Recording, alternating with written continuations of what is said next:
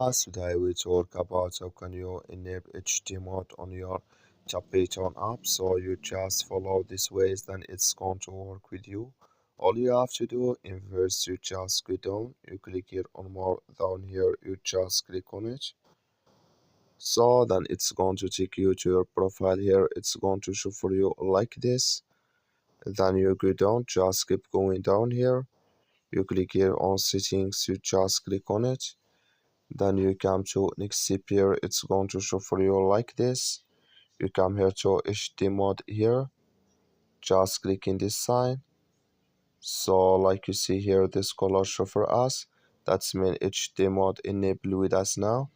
So that's all you have to do. I wish now you I get it. So you just follow these ways, then it's going to work with you. That's all. Thank you for your watching. Don't forget to support us by liking, subscribe.